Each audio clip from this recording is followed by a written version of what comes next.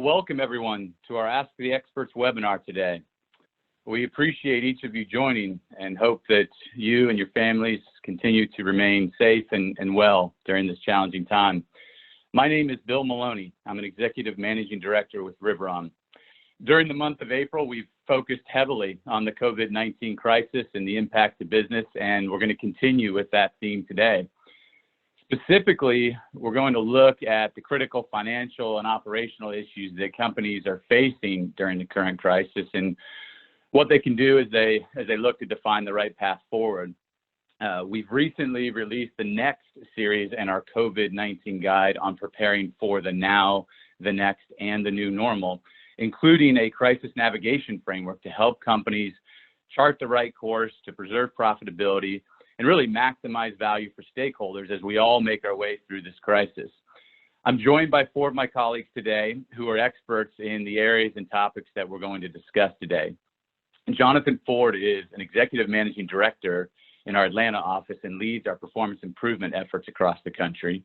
Scott Mell is a Senior Managing Director in our Detroit office with diverse experience guiding companies through large and complex financial turnarounds. Andy Rohr is a Senior Managing Director in our Houston office. He leads our technology solution efforts across the firm. And finally, Drew Niehaus is a Managing Director in our Dallas office. He's focused on complex accounting and reporting matters. So really looking forward to hearing from each of these experts and their experiences as they review strategies to address the current crisis. Before we jump into the content today, a few key reminders. On our website, riveron.com, you can access all of our previous Ask the Experts webinars, a number of key insights on accounting, reporting, and operational topics that are covered there. During the webinar today, we'll include 6 polling questions, which must be answered to be eligible for CPE.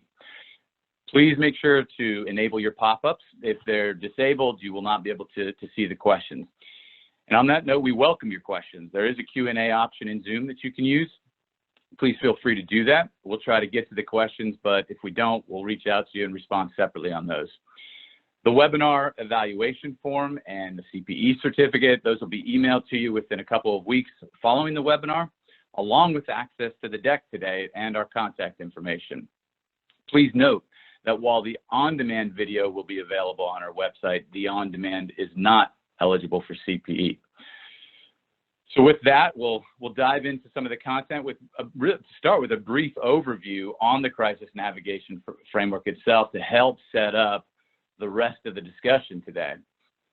At the onset of the crisis, the now aspect, if you're looking here on the slide, in dealing with the disruption, the immediate focus was really heavily on liquidity management, cost control, operational continuity, and stakeholder management. More specifically, the primary focus was on bolstering cash positions to weather the immediate disruption.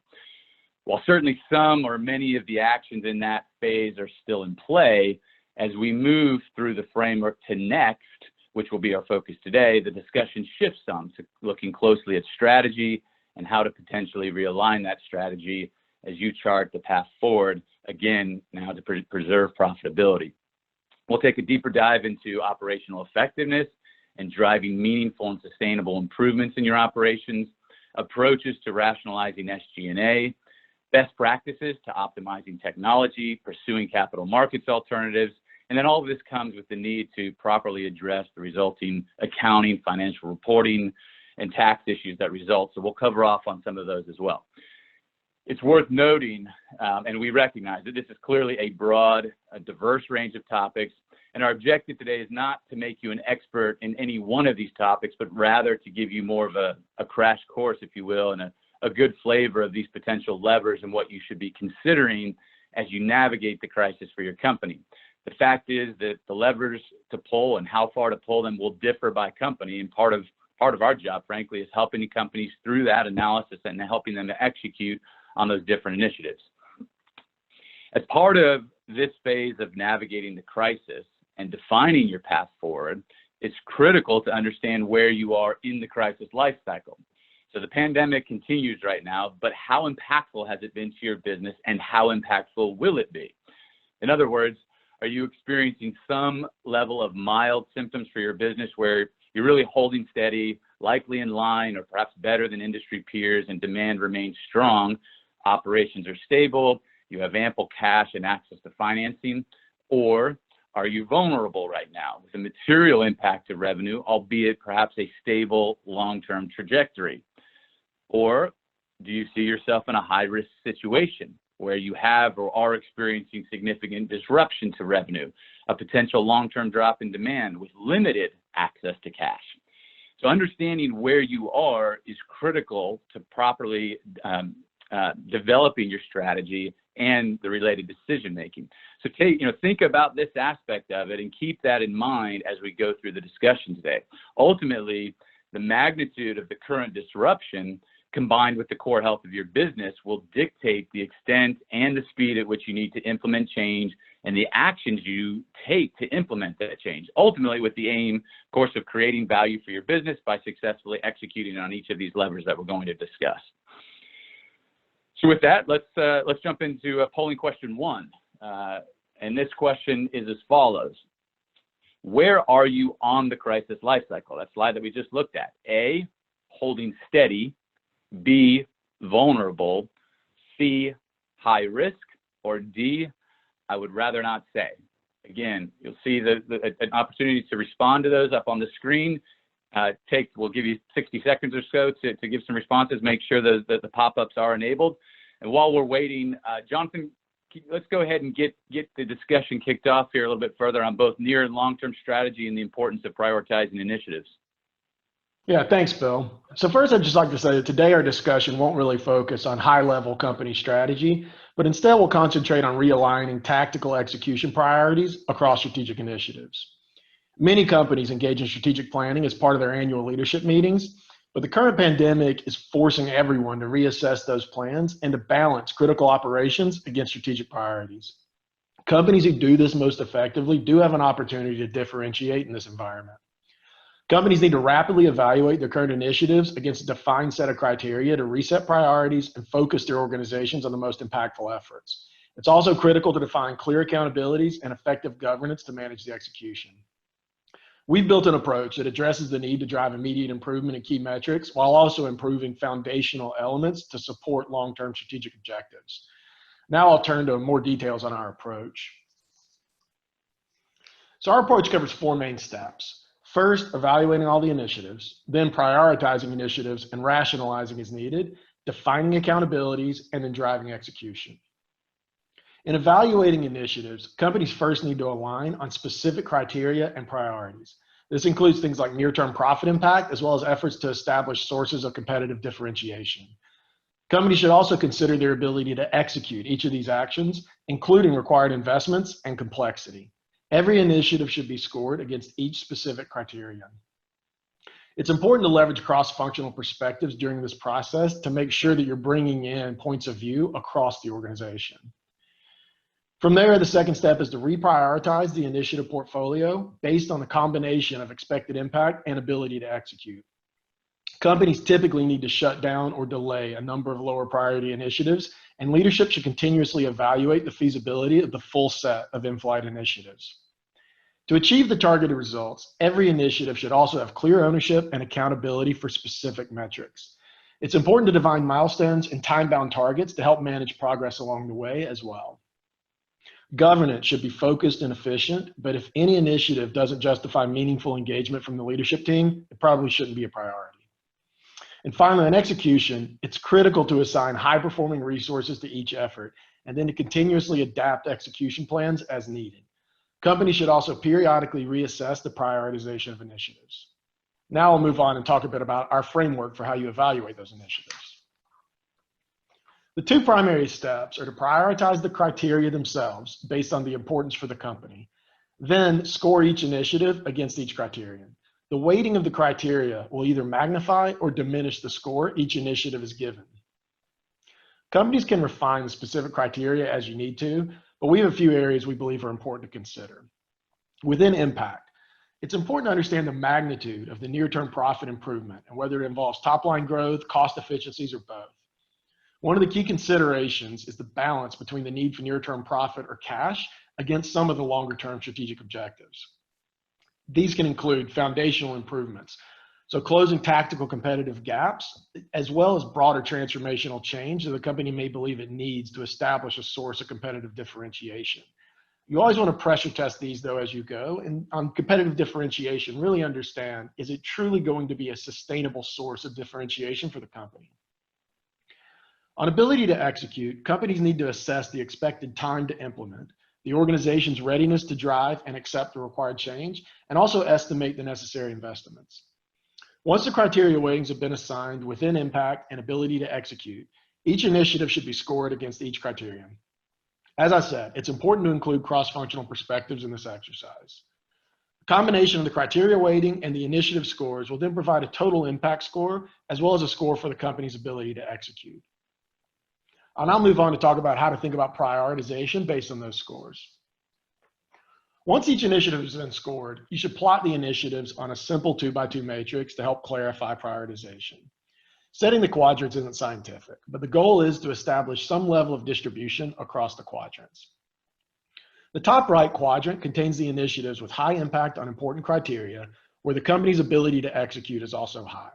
The focus for these initiatives should be maximizing the speed of impact, and these are typically the highest priority things you'll engage in. Top left initiatives with significant expected impact may actually justify assigning some of the strongest resourcing that's going to be required to help address the organization's expected execution challenges, given that the company views these as having a lower ability to execute. Bottom right initiatives should only be prioritized where the impact can be achieved with limited resourcing. And then your bottom left initiatives are the most likely candidates to be stopped or delayed. Next, I'll cover some key considerations around the accountabilities and governance. First, there are typically org decisions to be made when thinking about strategic initiatives. Some companies establish dedicated, separate organizations to execute and manage initiatives. Others assign responsibility for the efforts to line leaders in addition to their existing responsibilities. We've found that a hybrid model is typically most effective. Priority initiatives typically require some dedicated resourcing, but senior functional and operational leads need to remain accountable.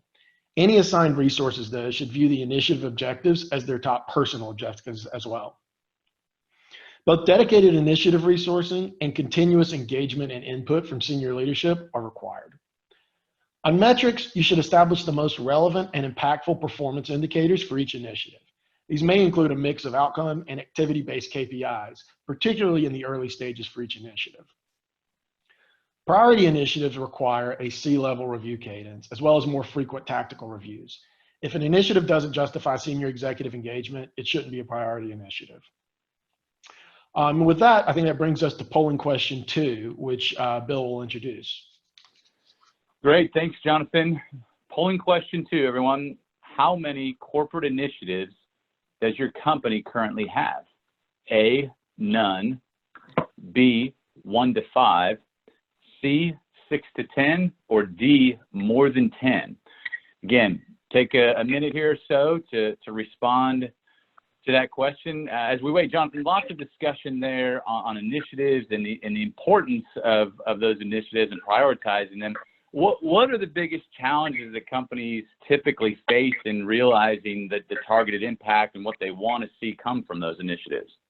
Yeah, so probably the most common challenge we see is around resourcing. Companies struggle to make high performers available to drive these efforts. So what you often end up with is some of the top performers in the company trying to do a full-time job while also leading critical initiatives.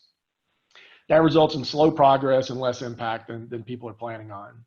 It's really important to balance the trade-offs between ongoing operations and executing change. And that's a very important challenge for companies to address. We also see a lot of initiatives deliver results in a pilot or initial rollout, but then they fail to scale and sustain the results.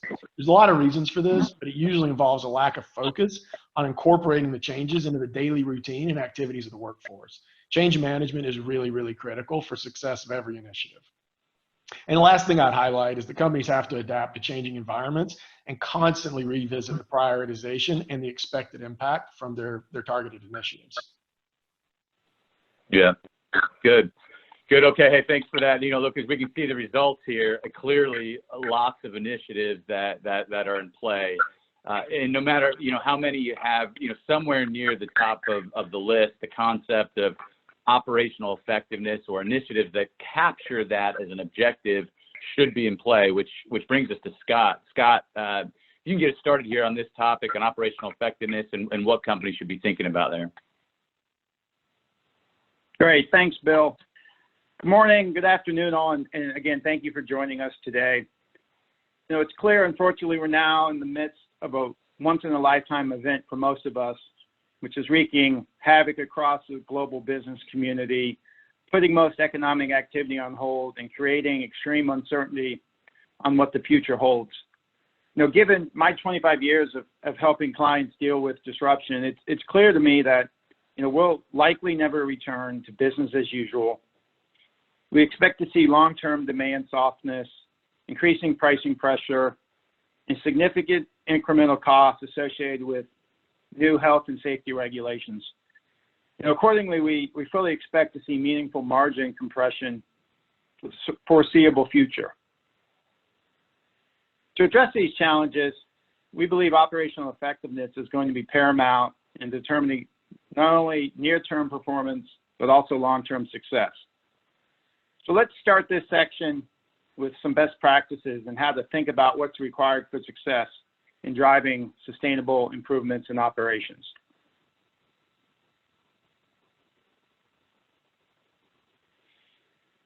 First and foremost, the number one priority in driving operational effectiveness needs to be putting in place the enablers required for success.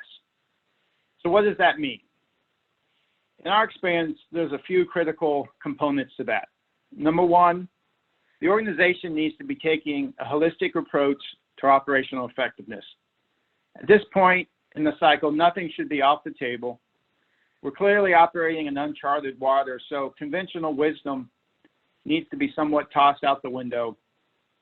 And finally, driving transformational change is not just a project, but it needs to be viewed as a systemic change in how business is done. Number two, establishing the infrastructure and the relentless cross-functional oversight cadence focused on delivering initiatives and driving accountability. Again, this includes getting the right people in the right place and developing the right performance management tools for your organization, which provides the rigor on how to track initiatives from idea to execution, and finally to the profit and loss statement. Next, we encourage our clients to align on a standard set of evaluation criteria for the initiatives, focused on assessing, and again, as Jonathan pointed out, impact, timing, and the ability of the organization to execute. And finally, we recommend having a full-time project management office in place as early as possible. And again, to reiterate some of the points made earlier by Jonathan, the mantra for improving operational effectiveness needs to be rapidly evaluate, rationalize, prioritize, and have a bias to action. That means sequencing and prioritizing initiatives based on key business criteria, and where we like to focus is on cash flows and EBITDA impact. But also it needs to be balanced, as I mentioned earlier, on acting on opportunities. Pick specific initiatives to execute in the near term as an opportunity to force action and get some quick wins on the board. What we've seen is getting quick wins on the board is an effective way to galvanize the organization and get everybody rowing in the same direction. So let's pivot now into some specific opportunities we believe will be foundational to driving sustainable operational effectiveness during this near-term period. First is commercial strategy optimization. We are seeing significant changes in demand characteristics, buying behaviors, and approaches to selling. It's happening in front of our eyes, and given the level of uncertainty over future consumer demand, it's requiring our clients to reevaluate their approach to commercial strategy in real time. Part of what we're helping our clients do is ask the difficult questions. Where do you really make money? And as you assess the new competitive landscape, what's going to change? We know it's going to change. We need to be very tactical on that assessment. We're also pushing them to understand where is pent-up demand and where do you want to place your bets. Many of our clients across disparate industries are accelerating the strategic effort as we speak, taking advantage of the current burning platform environment to execute on a number of strategic commercial-related initiatives. Number one, they're pushing their commercial and sales organizations to think differently. Number two, they're forcing and defining a collective agenda focused not on nominal revenue or revenue growth, but on profitability and value creation. We certainly expect to see many of our clients shrinking in the near term, but with a greater emphasis focused on profitability. And finally, our clients are rapidly optimizing their portfolio, whether that's customers, products, or segments, again, to align with expected demand in the next 6 to 12 months.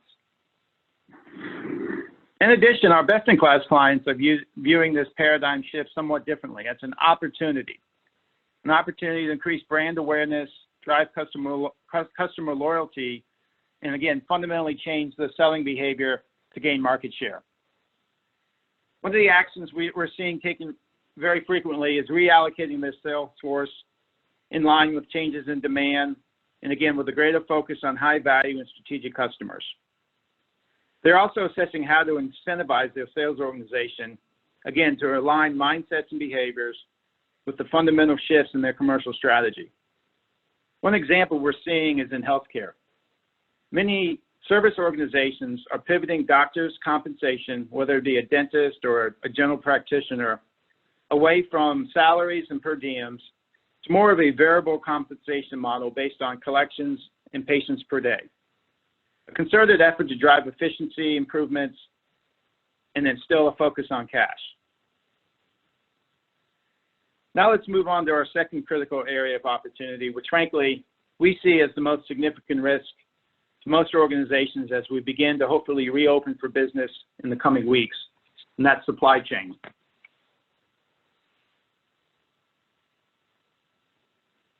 We view supply chain disruption as the biggest risk to a successful reopening of the U.S. business sector. It's going to impact most all industries: industrial manufacturing, retail, transportation, logistics. The reason why is we're in uncharted territory. There's absolutely zero playbook in any industry to deal with what we're going to be faced with in the coming weeks.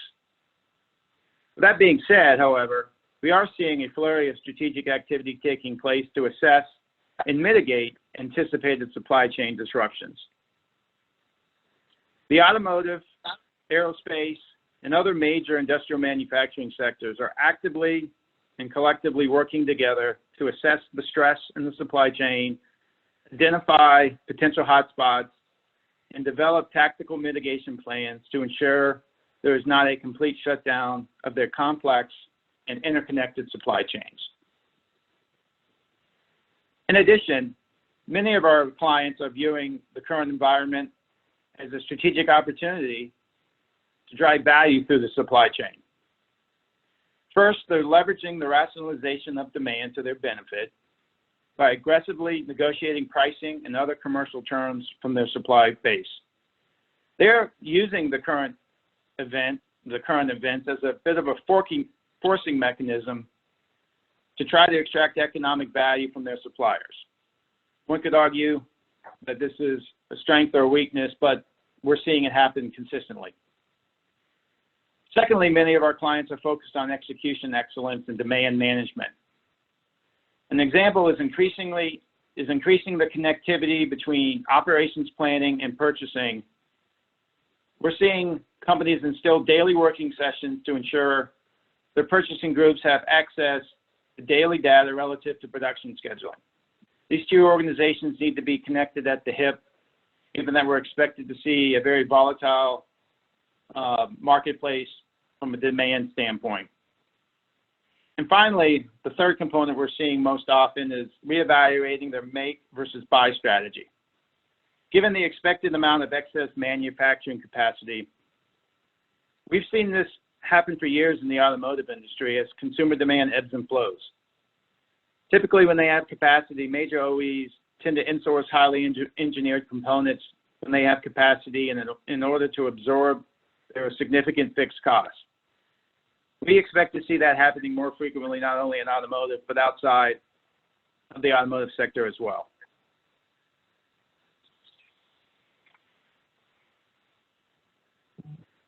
Let's quickly now pivot into discussing key considerations relative to capacity and driving productivity. Scott? Yeah. Scott, yeah, let me just, maybe I just interrupt you here briefly on this one. With as much attention as supply chain is getting, and rightfully so, and there's this anticipated supply chain disruption, what are companies, or what can they do, or what are we seeing companies do kind of proactively in anticipating some of this disruption? What are we seeing companies do right now to address that, that anticipated disruption? Yeah, it's a good question, Bill. I mean, essentially, many of our clients are reassessing their approach to procurement. Many are instilling or pivoting toward a full production planning model, which is essentially moving away from using stock inventory to meet demand and moving toward production once orders are placed. This obviously requires best-in-class inventory and supply chain management, but it's an endeavor that enables them to manage both direct and indirect costs. We're also seeing many clients reinvent their buying models in terms of how they base their purchasing decisions. They're moving toward more of a zero-based budgeting approach and taking a much more aggressive view on safety stock and inventory buffers. So let's jump into the rationalization of capacity, and we'll go through this somewhat quickly. As many of you are aware, it's not easy to reduce operational complexity as you deal with a dynamic decrease in demand. Again, it's going to be a meaningful challenge for many industries.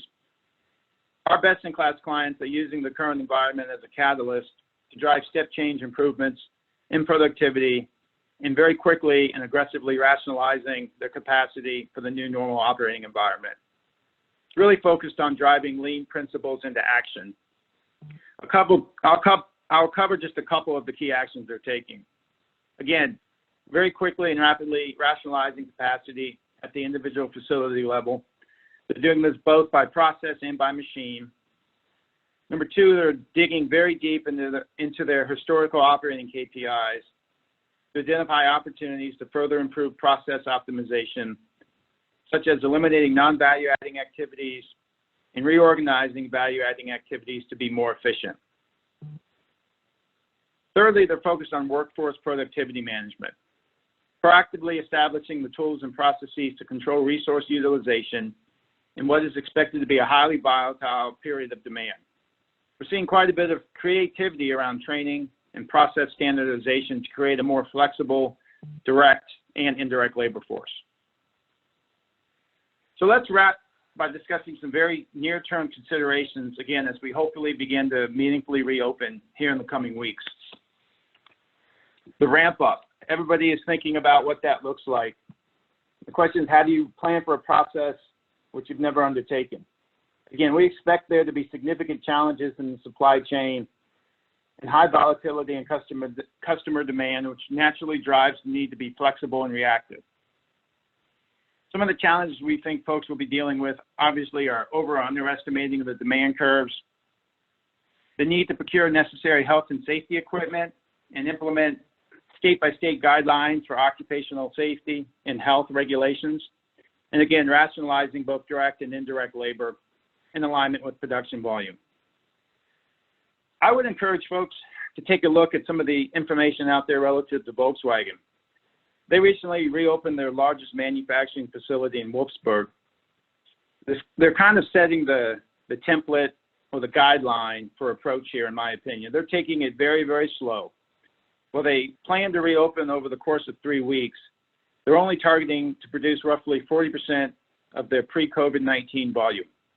They've also developed a 100-point safety plan and have completely redesigned their process flow and shop floor to minimize person-to-person contact. I think it would be a good template for many folks to follow here in the coming weeks. Thanks all. Bill, Super. back to you. Great. That's great. Thanks, Scott. It brings us to polling question number 3. what do you view as the biggest risk to your business once we begin to reopen the economy? A, supply chain disruptions. B, rationalization of labor. C, meeting pent-up demand. Or D, ensuring sufficient working capital. Take 60 seconds here to respond to that while we're waiting. Scott, maybe I'll just kind of almost turn that question to you as well and ask you where you think the biggest risk is, and also what you see as the potential challenges companies are going to have to deal with during the ramp up associated with labor.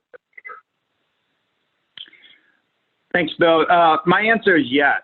Look, I think all four of these are going to be meaningful risks, just again, given the amount of uncertainty we're dealing with.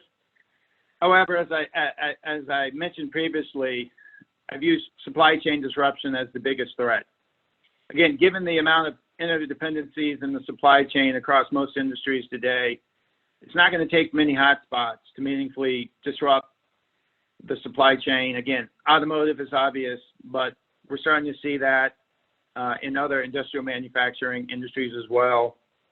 Relative to the labor force, again, I think folks are going to have to develop very tactical plans relative to how to align, bringing folks back in, whether it's direct or indirect labor, with anticipated demand.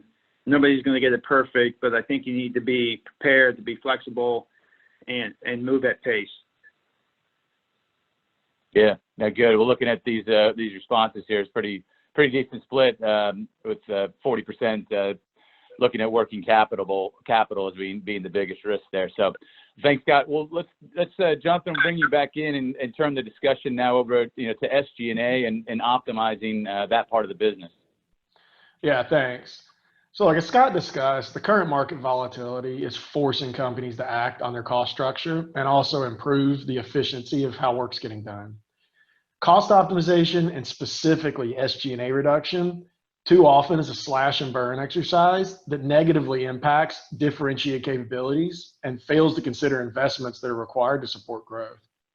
Companies need to take a value-based approach that cuts waste and identifies areas to optimize how work gets done, while also protecting these differentiated capabilities that are essential to future growth.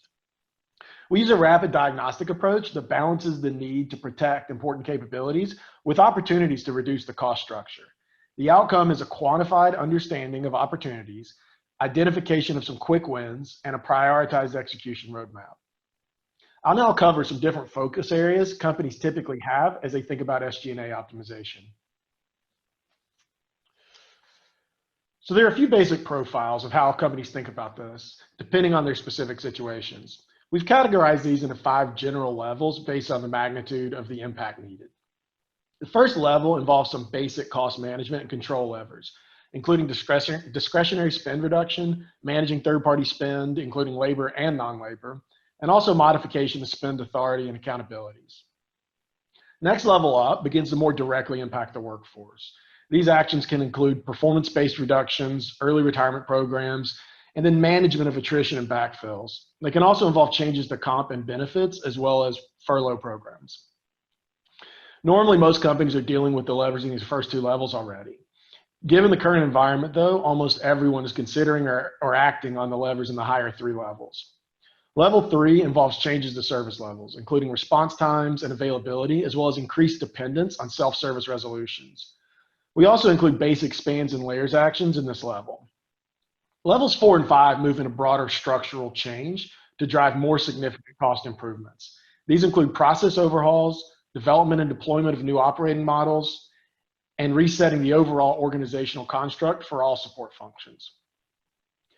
The next thing I'll cover are some of the characteristics we've seen from top performers who have successfully used SG&A efforts to not only save costs, but strengthen their overall performance.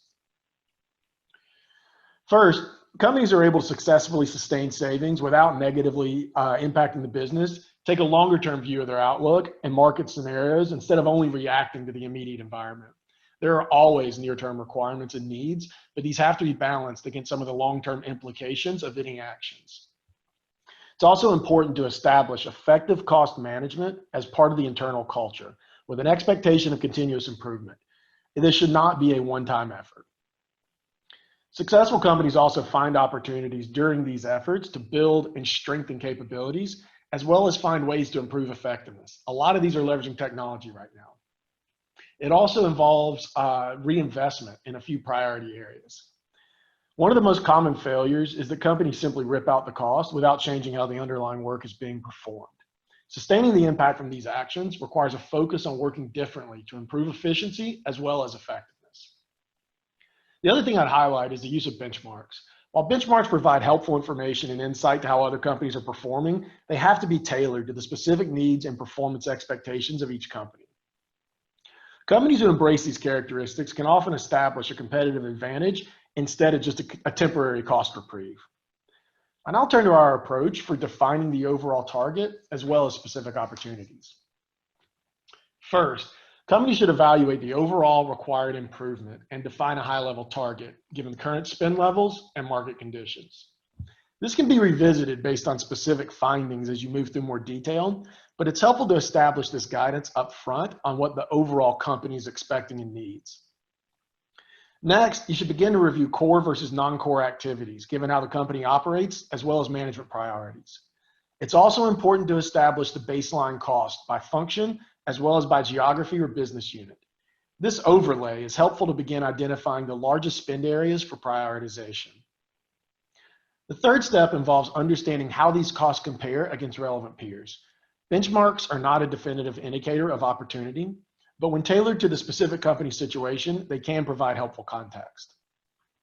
Specific opportunities typically start to emerge as you engage operational and functional leadership through a series of reviews or workshops. The purpose of these is to challenge all costs and activities and align on what is truly required. The next step is to analyze and quantify specific opportunities, including what will be required to achieve the targeted impact. Finally, the company should create a prioritized set of actions, including a few priority quick wins to generate immediate impact. On the next page, I'll cover some examples of the most common actions companies execute. So first, I would say most successful SG&A optimizations touch multiple levers. Far too often, companies will say we have too much SG&A and we need to just engage in a spans and layers analysis. It needs to be much more holistic than that.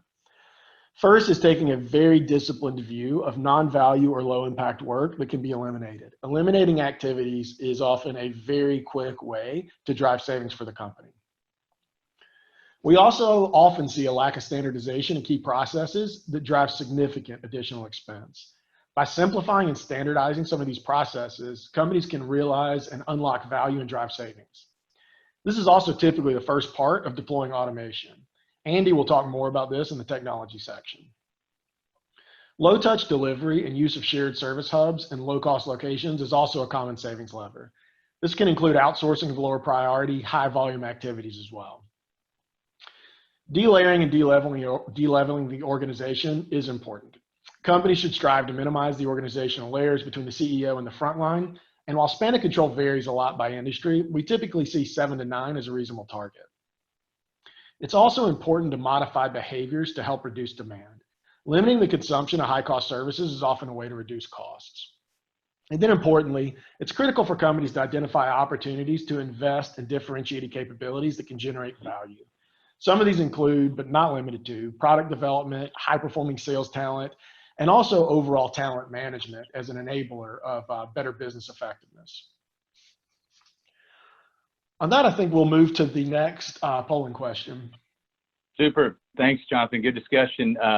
Polling question number 4, everyone. What level of SG&A focus does your company have? A, basic cost controls and near-term workforce management. B, rationalize overhead spend. C, fundamentally change SG&A org and operating model. Or D, yet to be determined.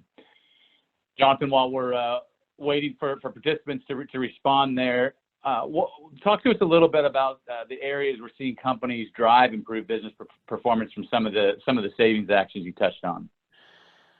Yeah, the first thing I'd actually say is that the pandemic has forced companies to provide support functions differently and significantly increase their reliance on remote work. As this has played out, a lot of companies are realizing they have more opportunity than they previously thought to leverage remote work arrangements. This also includes shared service hubs and low-cost locations and greater use of outsourcing. So activities that companies previously said, had to be performed in person or in region and location, they're currently now having to establish ways to perform that work remotely. And so everyone is getting more creative about how they can leverage some of those arrangements. The second thing I'd highlight is every industry is looking at ways to use technology to help reduce the impact from workforce disruption, both now and as we move forward. They're also looking at technology to enable more effective remote work arrangements, as well as broader business improvements. I think that's probably a nice segue, Bill, to then move over to Andy. Yeah, no, certainly technology, critical aspect as companies look to leverage their existing tools and platforms to reduce costs. So yeah, indeed, good segue, Andy. Let's bring you in and get a deeper dive on the technology side of things. Well, thank you. Thank you, Jonathan, and thank you, Bill. So technology optimization is sort of an interesting topic today because technology organizations are both being asked to do brand new things, while at the same time they're often being asked to cut costs, reduce headcount, cancel critical projects. And I'll just echo what was said earlier. When you're cutting your costs, when you're going after SG&A in the tech space, be really careful that you're not making tactical decisions that preclude your ability to support your strategic objectives. So we're seeing four kind of major things going on right now. Enhancing business continuity. The unthinkable is reality. Nobody ever thought the whole world would shut down, and we're kind of there. And this isn't just about, this isn't a regional thing. It's about everybody being sort of out of business or disconnected, et cetera. And it's really tasking all aspects of the companies. Look at your processes involving technology. Seeing a lot of people talk it and look at, did they really get automation? Can they really take people out? Can they run in an autonomous way? Some of this was mentioned by Scott, even rethinking shop floors and stuff like that. So how can processes involving technology really drive as opposed to just kind of recording transactions? Are you leveraging your existing tools and platforms? There's some interesting numbers out there, but I believe it's Microsoft's reporting that the number of minutes that's been consumed on Teams was up, what was it? 200% in 1 week, 2.7 billion minutes on Teams. And this was a product that many Microsoft Office 365 companies didn't even know they owned or had never implemented. So huge value. And then obviously optimize and reduce IT spend. Yeah, we need to do that, but we need to do it thoughtfully. So we're going to look next at these four areas in a little more detail. Starting with enhancing business continuity. Historically, business continuity for folks in the IT space have really been around, is the system up? Is the system available? Is the facility available? I think we're being tasked to look very differently. I think we're being tasked to look at, are facilities available? Can we get in? Is an offshore provider available? Things we often can't control. So we're having to start to look at how brittle these elements are in an organization, and even down to the supply chain. Highly optimized processes for supply chain, procurement, single sourced, real-time view. It's not working. So we have to step back and look at how brittle a lot of our processes are and our organizations. That's a big challenge because IT's been asked to do exactly the opposite. It's been asked to hyper-optimize by the business in order to take cost out. So second thing is business is going to need to look at the risk-adjusted cost of some of these optimizations. For example, onshoring, offshoring, and I'll talk about that in a moment. Second one is current work from home arrangements are not likely long-term solutions. Everybody got kicked out of their office. Everybody did yeoman work in terms of getting up and running, but there's an interesting question. How many people are coming back? Gartner has a survey where 74% of their surveyed CFOs report that some element of their workforce will never come back into a permanent facility or a permanent working facility. Companies are seeing this potentially as a lever they can move in terms of long-term cost control and spend optimization. So there's both a cultural issue, We have people with ESG objectives, for example, who see this as a way of lessening miles driven, or other environmental impacts, or attractiveness to employees. And then, of course, we have the realities of the financial component. So IT needs to be able to support that changing dynamic workforce management idea, and it has to do it in such a way that it is as secured, as private, and compliant, as any other facility you own. And with growing interest in things like GDPR, for those of you who do international work, privacy and things like that, HIPAA, are becoming very, very, very topical issues. How do you control and manage to some of those compliance objectives as a business and manage your risk while you're dealing with a remote or distributed workforce that's enabled by an IT infrastructure? Next one, companies operate on instinct instead of information. We want to flip that. The data-driven organization, I think, has really shown well here. Companies who can rely on things like, how much cash do I have in the bank as a question? That doesn't work real well sometimes when you're looking at reconciling some of your stuff on a 5 days after close. So we're really moving to a couple of things. More data consumed, more timely, and that's going to play across the board, what we call on the planning side, integrated business planning. But things like workforce, forward forecasting, not just long-term workforce needs in a facility, but actually having to come down and look at dynamic workforce planning on a shift-by-shift basis based on what's coming in. So lots of interesting work going on there. I think changing the classic view of FP&A, planning, top-down financial objectives, and really being driven by the reality of what's going on the shop floor, out in the dynamic workforce space, out in the sales world. These are the things that are going to inform us, not just, I think, in the next 6 months. I think it's going to change how we drive businesses and how we enable them as a technology team going forward. Data has to be timely, has to be relevant, and it has to be very broadly available so people can make decisions quickly. On process efficiency, can you enhance automation? The answer is, for some of our clients, yes, and they're doing it very quickly. Folks standing up things like bank reconciliations that I talked about before, looking to make AR/AP handling straight through. These are things that can be done very quickly, in a lot of cases with off-the-shelf technologies. And they are things that we've all talked about wanting for a while, but we never really had the excuse to get to. Well, now we're looking for better qualities of information, but we also have to look at the reality of our workforces being interrupted and our operations needing to sustain. So this concept of autonomous operation driving even into, for example, the financial back office. It's not just about cutting costs, it's about creating a strategic capability that's going to help you drive the business in what's to come.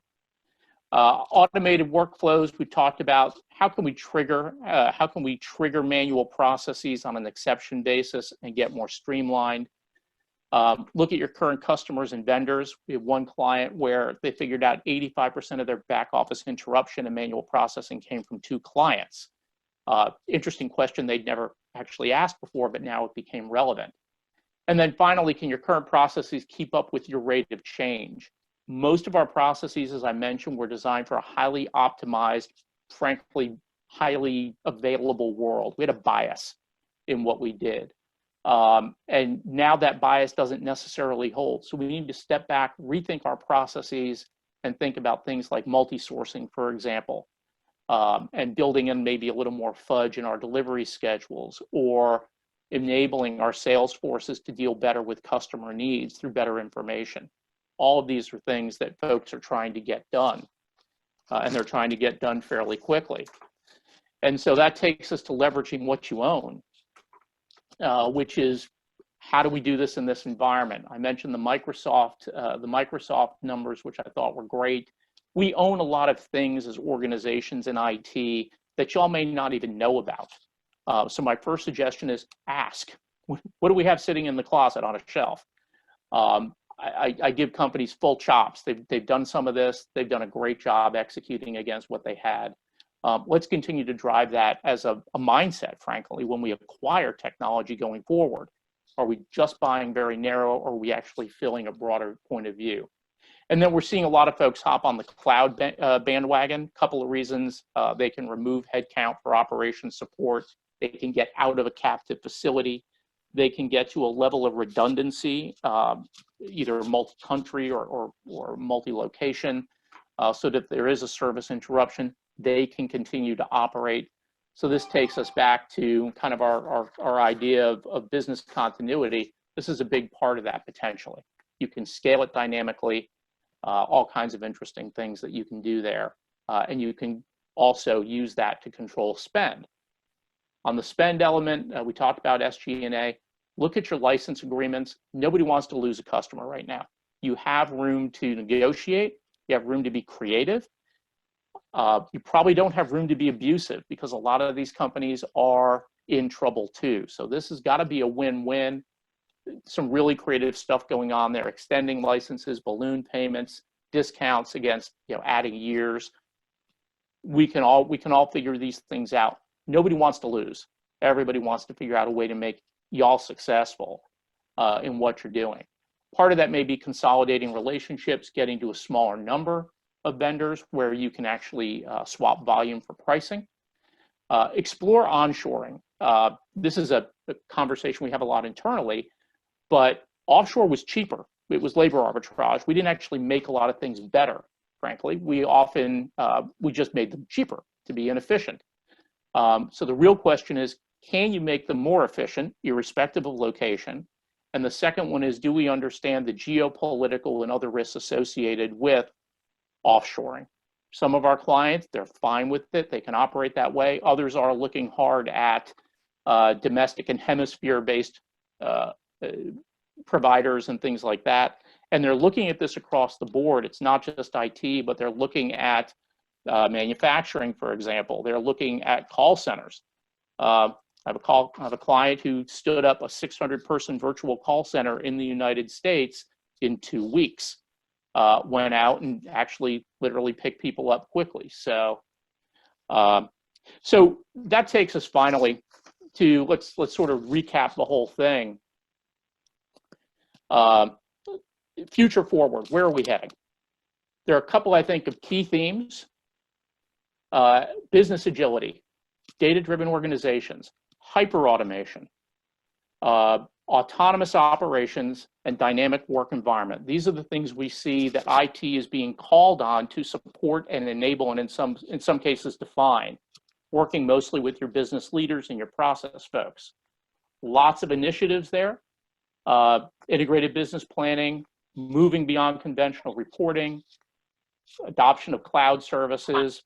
Won't go through all of them, but the point is there are a lot of different things that we can do right now to get you ready for where you want to go. And I think that's the last point I want to leave you with is you want to make the moves now that not only help you meet your tactical needs, but creates the future that you want in order to be the winner in the market, whether it's supporting M&A or other types of progress. So with that, we can go to the polling question, and I appreciate your time. Super. Thanks, Andy. Appreciate that. Polling question number 5, everyone. We are at, what technology investment seems most helpful at this time? A, none, just keeping on the lights. B, automation and headcount reduction. C, near-time financial and operational reporting capabilities. Or D, IT cost and capabilities rethink. Andy, there's some discussion in there, onshore, offshore. I mean, what do you see as the future of offshore services as we move to a post-COVID world? So a lot of the CIOs I'm talking to are being told to look hard at what they're calling the risk-adjusted cost benefit. And that's not what they were tasked with doing before. It used to be, give me the lowest unit cost. And that is, I think, the most interesting thing that they're doing. So this is giving them the opportunity to step back and ask their vendors how, for example, they can support them. One I was with last night has a huge presence off in India, which was the cheapest place to deploy those services. Turns out that third-party vendor in India also now has capabilities, for example, in Colombia and the Philippines. We were having a conversation last night about multi-location sourcing of offshore components, some in the US, kind of a hierarchy. Some will be onshore in the US in the center. Some will be provided in the hemisphere, and then some will actually be provided offshore. So lots of opportunities there to either simplify or drive different cost models. Right. Yeah, good. Okay. Thanks for that. We'll shift the discussion some now. Drew, let's talk about capital markets. And, you know, understandably so, liquidity is getting tons of attention, and optimizing liquidity is critical right now as one of the potential levers to pull. If cash is king, liquidity is certainly making a run at the throne right now. So with that in mind, let's spend some time discussing some of the solutions available to companies to bolster capital right now, and really some of the advantages to each of them. Sure. So let's start with a discussion of asset-based lending, which has grown in popularity over the past, call it 10 years. The concept of securitized borrowing probably isn't new to anyone listening in. So let's dive a little deeper into what makes asset-based lending a little different. Essentially, ABL provides the borrower with a revolving credit facility that's secured against its balance sheet assets. And one of the things that makes ABL facilities unique is that the assets securitizing the loan aren't limited to tangible fixed assets such as property and equipment. Borrowers can also include working capital assets such as trade AR, and in exceptional cases, even intangible assets can be included as collateral, although that's probably less likely in the current environment. So, Drew, just to be clear here, we're talking about securitized debt, and then the types of assets securitized in the loan make it a little unique here. So what else about ABL in asset-based lending makes it unique? Yeah, there are some unique characteristics. Primarily, the borrower has to report asset levels to the debt provider on a regular basis. And this can be quite often, ranging from monthly to weekly to even daily. But in turn, the provider makes a fluctuating line of credit available depending on the asset levels. And this flexibility can be actually quite advantageous. Got it. So bringing that though to, if I take that and I think about it, you know, specific to the situation we're in right now with this crisis in play, what about it makes it an attractive source of capital, you know, today in this environment? Yeah, ABL facilities can be useful in a number of circumstances or in industries, even in a pre-COVID environment. But one common scenario that we have seen ABLs utilize is for companies going through periods of difficulty, which, you know, as you can imagine, is particularly relevant in the current environment. Many companies are likely experiencing limited cash generation right now, working to stem losses, but their balance sheet and asset base may be relatively stable. So ABLs can offer a stable funding package while the company focuses on cost reduction, efficiency, operational improvements. And I want to talk a little bit about the structure, the flexibility I mentioned before. So the structure of ABL facilities, it can be beneficial to companies with limited cash generation, specifically because the funding availability flexes to meet unexpected changes in working capital. So let's take an example where a customer is late in paying a large sum, or someone decides not to accept an order of a large number of inventory items at the last minute. In those scenarios, the asset base, be it trade AR or inventory, will remain high, which leaves the borrowing power of the company high as well. So although they didn't get the cash they expected from the transactions when they expected it, they will still have the proper level of capital available to them. And I guess the last point, Bill, is once the borrower is in recovery mode, ABLs do provide a good platform to fund growth. So it's not uncommon that we see businesses that have ABLs for a restructuring effort to retain them in the future due to flexibility. Got it. Okay, very good. Let's talk then about another source of funding that we're seeing pick up some and can be advantageous right now, which is on the debt side, specifically private debt offerings under Rule 144A. Let's talk a little bit about what we're seeing there. Definitely. So This Rule 144A it's an SEC rule, right? And it's designed to provide an exemption to the general rule that all securities must be registered with the SEC without being sold. So if a company wants to sell debt securities to investors, but they don't want to have to go through the strict SEC registration requirements, a company can do so by privately issuing debt under this Rule 144A. Now, there are some caveats. Sales under 144A are only allowable to certain sophisticated investors called qualified institutional buyers. And these are mainly accredited investors under security laws. So to be clear, individual investors cannot purchase securities under this rule. Got it. So we're focused here on 144A only being allowable when it's sold to certain sophisticated investors. What's the advantage then here of companies using this path over perhaps a traditional public debt offering? Yeah, it's a good question. The primary reason a company would choose this option is speed. There's no SEC review required of the offering documents. Beyond that, companies have more flexibility in the information that they include in the offering documents. So it's not uncommon for a working group to exclude otherwise required information like financial statements of subsidiaries or executive comp if everyone collectively agrees that these things aren't going to materially change the mix of information that's disclosed to potential investors. And often under 144A, companies will only need to provide 2 years of audited financial statements, whereas an SEC registration statement would require 3 years. Yeah, so I'm guessing that perhaps some of the folks listening are saying, hey, this sounds great. Why wouldn't every mid-sized company choose this over another approach in terms of, choosing a private placement over some other approach? But there's got to be some disadvantages. What do we see on the disadvantage side? Well, the reason Rule 144A was put into place was to allow institutions to engage in transactions the SEC would normally deem too risky for the general public. So the price for not providing the full information required for SEC registration is often a higher interest rate. And of course, you can only make these securities available to those institutional buyers, which decreases your leverage and could also make the debt a bit more pricey. And in many instances, even though the 144A information requirements are less, many of these sophisticated investors are going to expect a level of disclosure similar to what would be in a public offering prospectus. So you may not even get some of that flexibility you would expect.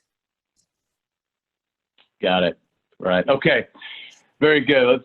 Let's shift some now over to the accounting, financial reporting, tax side of this. It really underlies a lot of what's taking place. A lot of the moves companies are making. There's clearly impact on the accounting and tax side of things. A few weeks back, SEC Chairman Clayton issued a statement underscoring the importance of proper accounting and disclosure for investors and stakeholders during the pandemic.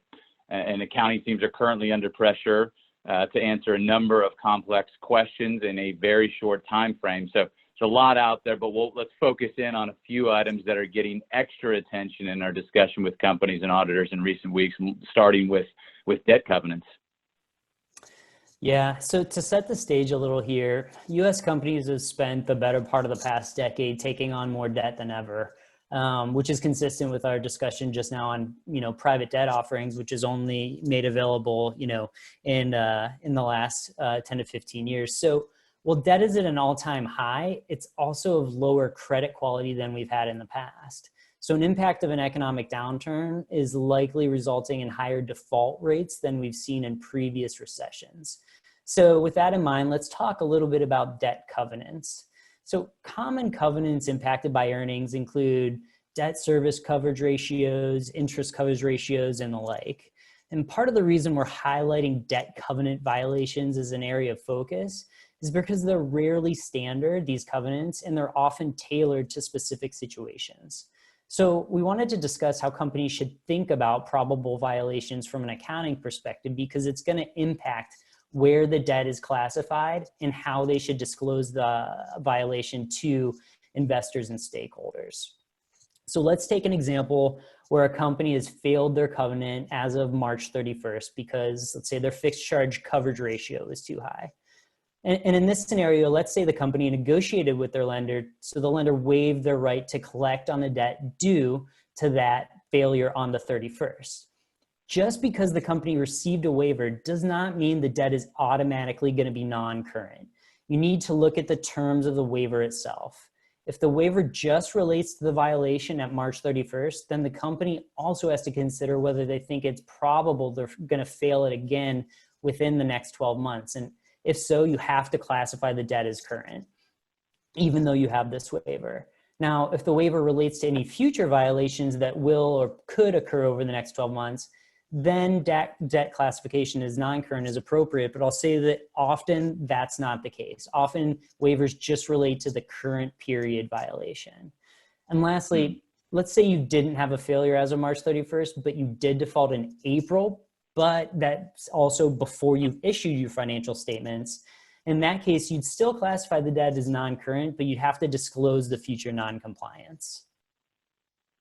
Yeah, so you talked specifically here, Drew, some about the let's call them the quantitative ratios, right? Debt service coverage, interest coverage. What about those that are more qualitative or subjective in nature? Right. So in addition to the ratio type covenants we discussed, there are others that covenants and clauses often referred to as subjective acceleration clauses, and they can be tricky. Most debt agreements have them, and the language, again, is rarely standard. But for discussion purposes today, let's talk about one common example, something like the event of default is a material adverse change in the business. So the problem is material adverse change in the business is not going to be defined in the debt agreement. So let's say a company closes a production line. The company may not think that's a material adverse change because maybe they have future plans in place to transfer production to a new product, perhaps. But the bank may consider this to be a material adverse change and consider this an event of default, requiring the company to repay the debt. So point being, if you have one of these clauses, at each balance sheet date, you should make a probability assessment as to whether or not you think the lender is going to force you to repay the debt based on any subjective clause. If you think it's probable of happening, then classify the debt as current. Now, if you only think it's reasonably possible the lender will force you to repay, but not probable, then you just need to disclose that fact, but continue to classify the debt as non-current. And I would just encourage everyone to think about all the different scenarios, because I mentioned the closure of a product line, but again, this is very subjective, and things like multiple periods of consecutive losses could meet the bank's definition of a material adverse change, but again, potentially not the company's. Yeah, no, that's good. It's good to highlight. And so as we think about it, debt covenants and debt classification, and we kind of move over to debt restructuring side. You mentioned earlier with the growing amount of debt, there will likely be more default scenarios, and with that, likely a number of debt agreements restructured during this time frame. So talk to us a little bit about what we need to think about when it comes to restructuring debt. Sure. So debt restructuring occurs when you agree with your lender to make a change to your debt agreement, of course. So these changes have an impact on your balance sheet, but there's also a potential impact on your income statement. And determining that P&L impact starts with considering whether a change in the debt agreement is considered what's called a troubled debt restructuring from an accounting perspective. So there's two criteria that need to be met for a change to be considered a troubled debt restructuring, or a TDR. First, the borrower needs to be experiencing financial difficulty. And second, the lender has to have granted the borrower a concession. So that first criterion, it's a subjective analysis for sure, but I typically begin with the presumption that the borrower is in fact experiencing financial difficulty. Otherwise, why would the lender have agreed to update the terms where they granted a concession if you've met that second criterion? But with that in mind, I usually start with that second criterion because it's kind of a math equation. So here you're just comparing the effective interest rate of the old debt to a newly calculated rate using the calculated cash flows of the new debt and the carrying value of the old debt. So again, you're comparing a new rate to an old rate. And if you have that, then you go back to your first criterion and think about, okay, am I experiencing financial difficulty? Probably in this environment, the lender has granted a concession. It's probably a troubled debt restructuring. So the last point here is, what happens once you've concluded that you have a troubled debt restructuring? you have to compare the future cash flows of the new debt to the carrying value of the old debt, and you're going to get one of two answers. You're either going to end up with no gain or a smaller gain than you would have recognized had this not been a TDR. So the impact of the P&L is one of the primary reasons why concluding on whether a modification is a troubled debt restructuring shouldn't be overlooked. Got it. So, Drew, what about situations where you have a restructuring, the companies are working with a lender who's not solely a bank? So think of an example where you have an investor of the company that's also a debt holder. What about that type of situation? Yeah, so this is called a related party debt restructuring. And accounting for these types of changes properly is going to end up determining whether the resulting adjustment should be a gain in the P&L or whether it should flow through the equity as a capital infusion.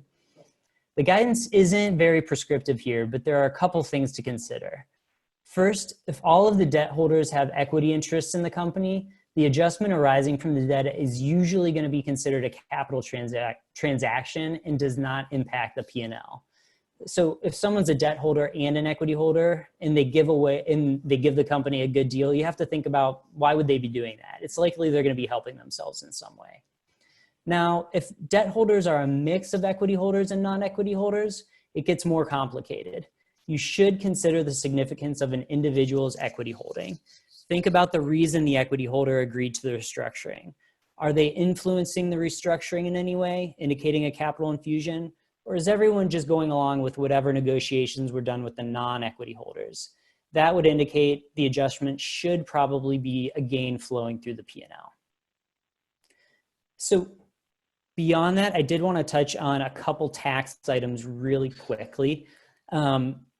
One area in income tax that may be relevant is as companies are evaluating their cash on hand, there may be plans in place to repatriate earnings from foreign locations. If these funds have previously been designated as indefinitely reinvested and companies want to change this assertion and bring the money back, any unrealized foreign currency gains or losses would be released into net income, which could have a significant impact to the income statement. Additionally, you need to consider the deferred taxes relating to that previously unrealized CTA. Changing this indefinitely reinvested assertion has historically been very infrequent, outside of the recent change in tax laws, which allowed for this as a one-off event. So as this is something you may not often consider, ensure accounting and treasury teams are connected prior to moving any funds across borders. And one last reminder as it comes to tax. The Jobs Act of 2017 altered the tax laws so that any net operating losses generated after 2017 couldn't be carried backward, but only applied forward. The CARES Act actually eliminated the taxable income limitation and now allows a 5-year carryback period for net operating losses generated from 2018 through 2020. So companies experiencing losses in current or even recent years should ensure they're taking advantage of this change. So Bill, I think that wraps up our discussion on accounting and tax items. Super. Thanks very much, Drew. That brings us as well now to polling question number 6. Which of the following have you used to manage capital and liquidity? A, draw on existing lines of credit. B, modify or restructure existing debt. C, obtain new debt or use government assistance programs. Or D, multiple of those, other or not applicable.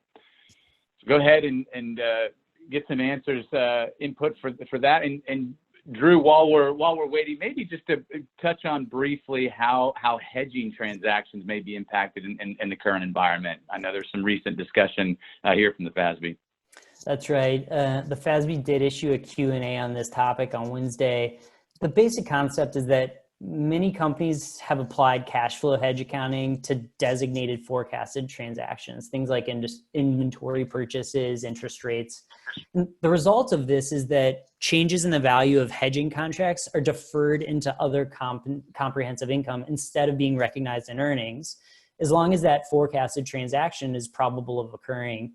What the FASB addressed this week is whether hedge accounting can still be applied if these transactions are still going to occur, but because of the impact of the pandemic, it's going to be outside the specified time frame.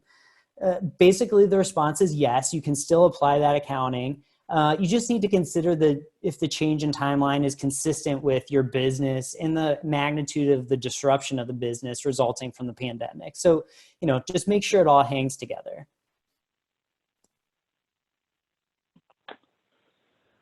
Very good. Thank you for that, Drew. We've received actually a few questions from the audience. We appreciate your questions that have come across. Let's touch on a few of those as we start to wrap things up. One of the questions that came across here, and Jonathan, this is probably best pointed to you here. It says most large to mid-sized companies are not structured operationally to focus on cash flow. Their mantra is usually profitability. What change do you recommend to change the culture, processes, and metrics to enhance cash flow focus? Yeah, that's a great question, and we've seen that a lot, particularly with large companies. One example of that is a really large enterprise we worked with. Ran into some problems, and one of the things they looked at, account managers, and these guys are managing accounts that are $10 to $100 million a year accounts. They were really only incented on the revenue and the profit for that account. And so one of the things is looking at some of the roles and the functions that can directly impact cash flow and cash collections and make sure that those are reflected in their metrics. Otherwise you get in situations where somebody who is potentially customer facing, would rather try to sell the next project versus risking a difficult collections conversation.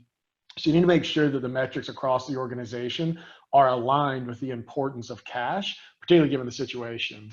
The other thing is to take an operational look at and make sure that metrics are emphasizing things like inventory levels that are often ways to free up some cash, particularly near term.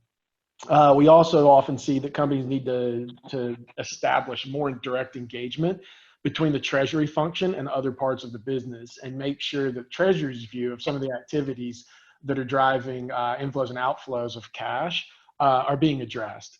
And then lastly, looking at procurement strategies and thinking about whether there are opportunities to rebalance between just a stringent focus on price and more of a balance between the price that can be realized from vendors in conjunction with different payment terms.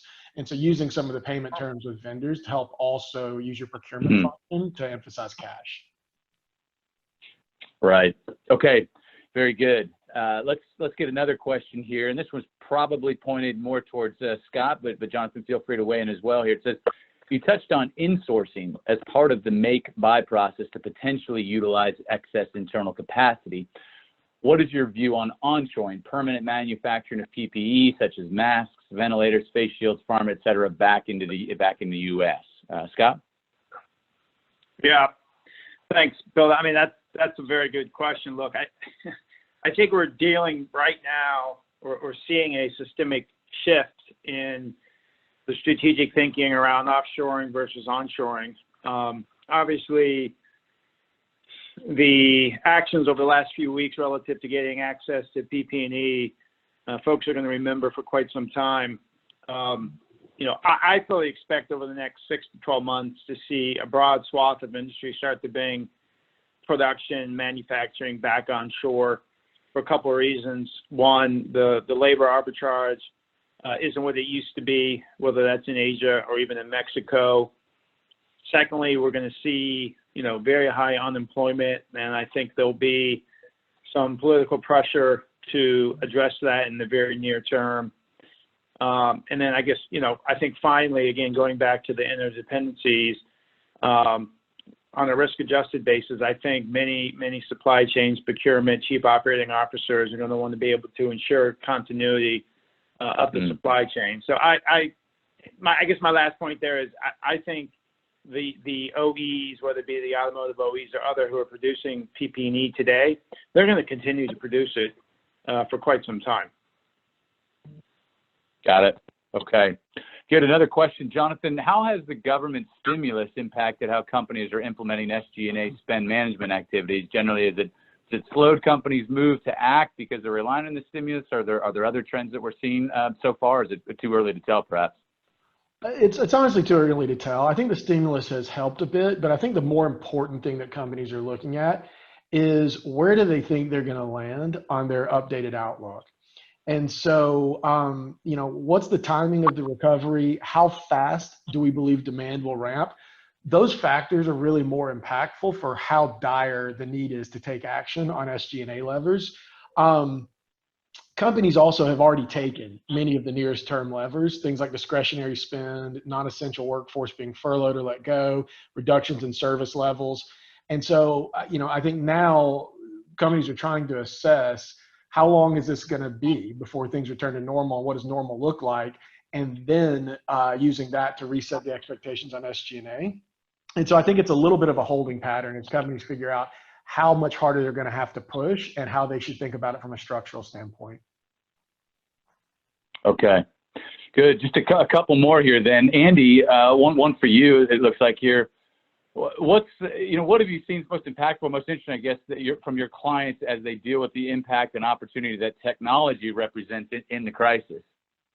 Well, I think the most interesting thing we're seeing is a great deal of collaboration between IT professionals and, frankly, the business, because what they figured out is that the business has a vision that's being rapidly changed externally. IT is core to enabling that.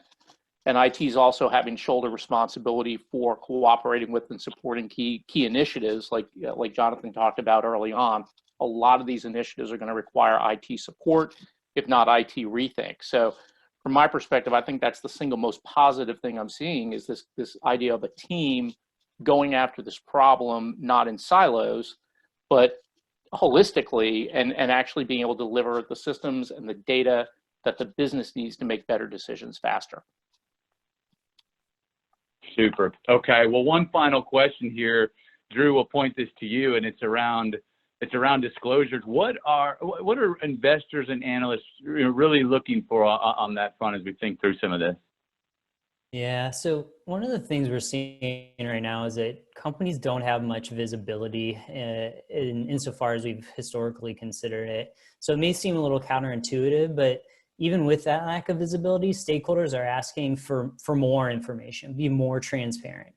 How have you been impacted? What's your plan? What levers are you planning to pull, even if you haven't pulled them yet? And beyond quantitative data, investors are asking for more qualitative information, which is a change from the past.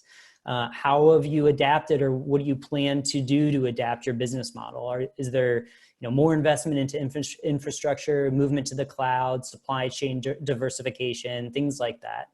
So again, Bill, just kind of more rather than less, even though it may seem like right now there may be less quantitative information, the more you can talk about what you're expecting to do, the better off you are. Great. Thanks for that, Drew. Well, in closing, let me thank you, everyone, for being on today. Let me just highlight for you real quickly some of our recent thought leadership related to the topics we discussed today. You'll find these on our website. Most specifically, we just recently released this past week, the second part in our comprehensive guide on dealing with the business impacts of COVID-19, preparing for the now, the next, and the new normal. The first part in that series focused on the now was released just a few weeks ago. So again, head to our website to find those guides and quite a bit more information and insights.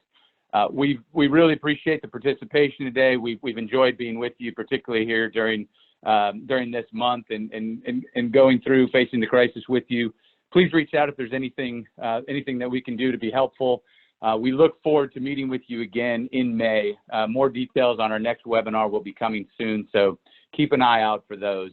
Enjoy the rest of your day.